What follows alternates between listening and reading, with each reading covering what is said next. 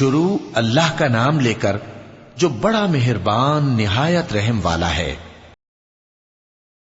اور وہی تو ہے جس نے دو دریاؤں کو ملا کر چلایا، ایک کا پانی شیریں ہے پیاس بجھانے والا، اور دوسرے کا کھاری کڑوا، اور دونوں کے درمیان ایک پردہ اور مضبوط اوٹ بنا دی ہے۔ اور وہی تو ہے جس نے پانی سے آدمی پیدا کیا، پھر اس کو ددھیال، ننھیال اور سسرال والا بنایا، اور تمہارا پروردگار ہر طرح کی قدرت رکھتا ہے۔ اور یہ لوگ اللہ کو چھوڑ کر ایسی چیز کی پرستش کرتے ہیں کہ جو نہ ان کو فائدہ پہنچا سکے اور نہ نقصان، اور کافر اپنے پروردگار کی طرف سے پیٹ پھیرنے والا ہے۔ اور ہم نے اے نبی تم کو صرف خوشی اور عذاب کی خبر سنانے کو بھیجا ہے۔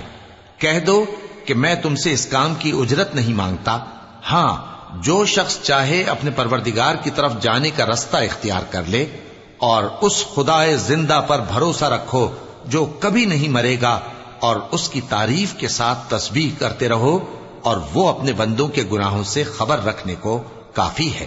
وہی جس نے آسمانوں اور زمین کو اور جو کچھ ان دونوں کے درمیان ہے 6 دن میں پیدا کیا، پھر عرش پر جلوہ افروز ہوا۔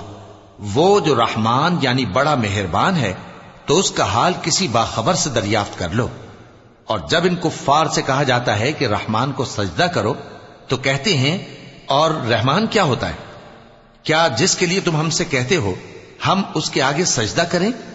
اور وہ اس بات سے اور بدکتے ہیں۔ چونکہ آیت سجدہ تلاوت کی گئی ہے، لہذا سامعین پر سجدہ واجب ہے۔ بڑی برکت والا ہے وہ جس نے آسمان میں برج بنائے اور ان میں آفتاب کا نہایت روشن چراغ اور چمکتا ہوا چاند بھی بنایا۔ اور وہی تو ہے جس نے رات اور دن کو ایک دوسرے کے پیچھے آنے جانے والا بنایا۔ یہ باتیں اس شخص کے لیے جو غور کرنا چاہے یا شکر گزاری کا ارادہ کرے سوچنے اور سمجھنے کی ہیں۔ اور رحمان کے بندے تو وہ ہیں جو زمین پر آہستگی سے چلتے ہیں، اور جب جاہل لوگ ان سے جاہلانہ گفتگو کرتے ہیں تو سلام کہتے ہیں۔